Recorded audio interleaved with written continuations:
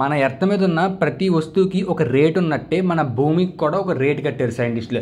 అది ఎలా కట్టారంటే కొన్ని ఫ్యాక్టర్స్ని బేస్ చేసుకుని రేట్ కట్టారు. ఆ ఫ్యాక్టర్స్ ఏంటంటే ఎర్త్ మినరల్స్, అలాగే metal values, water resources, atmosphere, biodiversity, habitat, land, human infrastructure, అలాగే మార్కెట్ ఎవల్యూషన్ అండ్ మోడల్ని బేస్ చేసుకుని ఈ ఫ్యాక్టర్స్తో మన ఎర్త్కి ఒక వాల్యూని అయితే కట్టారు. అది ఎంత అంటే $5 trillion, అంటే 4,20,00,000 కోట్ల రూపాయలు అన్నమాట. ఇప్పుడు మీకు స్క్రీన్ మీద ఒక ఫిష్ కనబడుతుంది కదా, దీని పేరు వచ్చేసరికి బ్లాక్ సీ మాన్స్టర్ ఫిష్. ఈ ఫిష్ సముద్రం అడుగులో 5,000 కిలోమీటర్ల లోతులోనే ఉంటుందంట. అంటే అక్కడికి కనీసం సూర్యకిరణాలు కూడా వెళ్ళదు. కాకపోతే 2025 ఫిబ్రవరిలో ఈ చేప ఫస్ట్ టైం సన్ను చూసిందంట. మనం కనుక చరిత్ర పుస్తకాలు తిరగేస్తే చాలా మాటికి నౌకలు అంటే పైరేట్స్ కావచ్చు, లేకపోతే ఎవరైనా బిజినెస్ మ్యాన్స్ కావచ్చు, వాళ్ళు బంగారాలు, వెండి, జ్యువెలరీస్ మొత్తం అన్నీ కూడా కొన్నిసార్లు ఒక చోట నుంచి ఇంకో చోటకి షిఫ్ట్ చేయడానికి షిప్స్ని ఎక్కువగా యూజ్ చేసేవాళ్ళు అనమాట.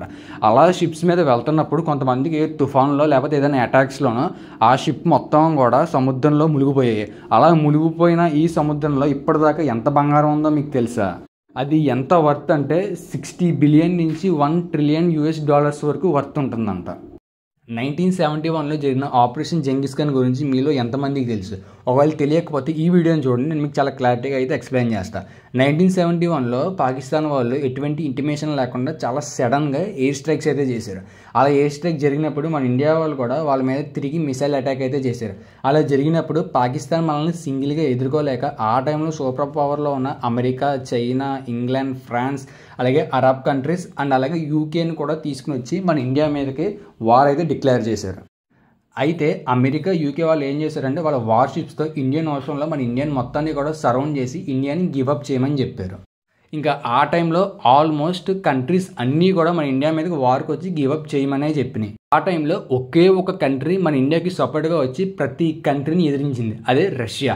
ఈ రష్యా వాళ్ళు ఏం చేశారంటే ఫాస్ట్గా వాళ్ళ ఆర్మీని, అలాగే ఫ్లైటర్ జెట్స్ని, సబ్మెరైన్స్ మన ఇండియాకి పంపించి ఇండైరెక్ట్గా ప్రతి కంట్రీకి వార్నింగ్ ఇచ్చాడు. ఇండియా మీద చేస్తే నా మీద చేసినట్టే, ఇండియా మీద అటాక్ చేశారంటే నా మీద అటాక్ చేసినట్టు గుర్తుపెట్టుకుని అని చెప్పి చాలా స్ట్రాంగ్గా ఇండైరెక్ట్గా ప్రతి కంట్రీకి వార్నింగ్ ఇచ్చి భయపెట్టి అక్కడి నుంచి పంపేశారు. అందుకే అప్పటి నుంచి ఇప్పటి వరకు కూడా మన ఇండియాకి, రష్యాకి చాలా మంచి స్నేహం ఉన్నది.